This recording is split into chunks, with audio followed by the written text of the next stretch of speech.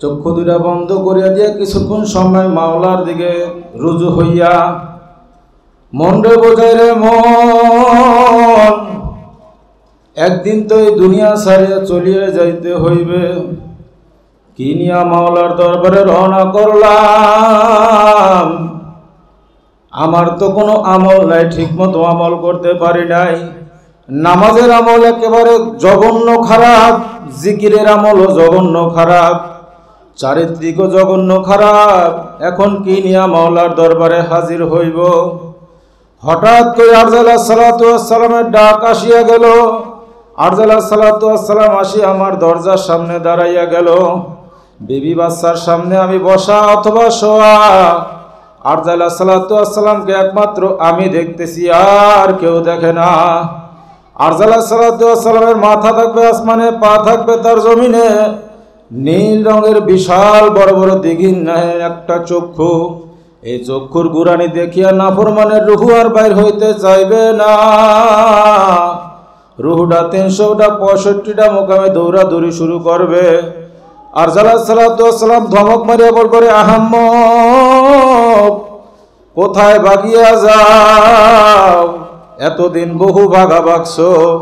মাওলায় নামাজের হুকুম করছে, নামাজ পড়ো নাই। রোজার হুকুম করছে, রোজা রাখো নাই।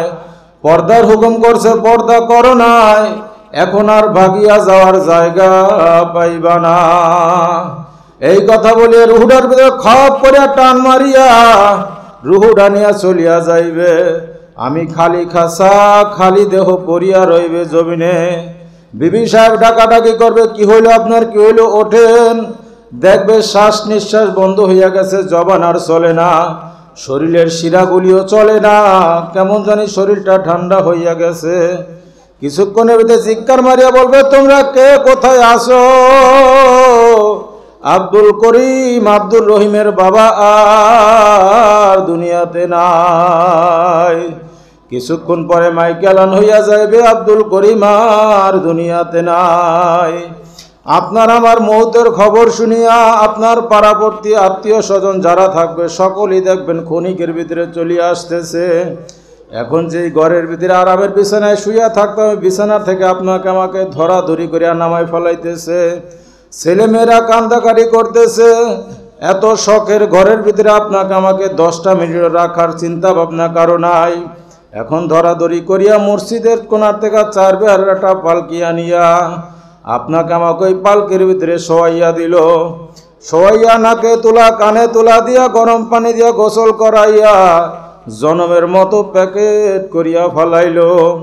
প্যাকেট করিয়া মসজিদের সামনে ইমাম সাহেবের সামনে নিয়ে বলল, ইমাম সাহেব, হুজুর, আপনার রেগুলার মুসল্লি আব্দুর রহিম, আব্দুল করিম আর দুনিয়াতে নাই।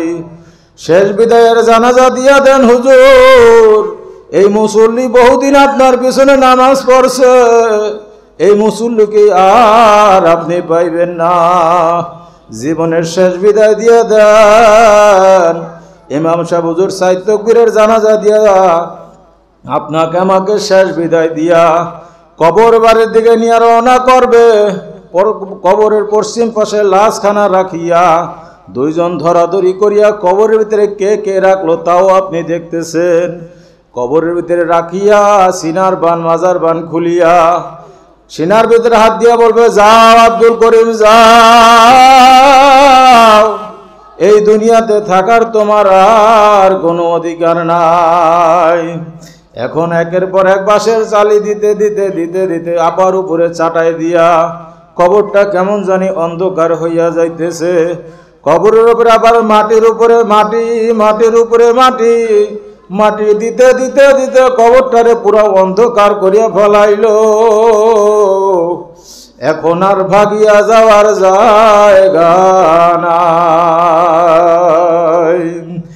আল্লাহুম্মা সাল্লি আলা সাইয়্যিদিনা ওয়া নাবিয়্যিনা ওয়া শাফি'না ওয়া হাবিবিনা ওয়া মাওলানা মুহাম্মদ সাল্লাল্লাহু আলাইহি ওয়া আলা আলিহি ওয়া আসহাবিহি ওয়া বারাকা ওয়া সাল্লাম। اللهم صل على سيدنا ونبينا وشفيعنا وحبيبنا ومولانا محمد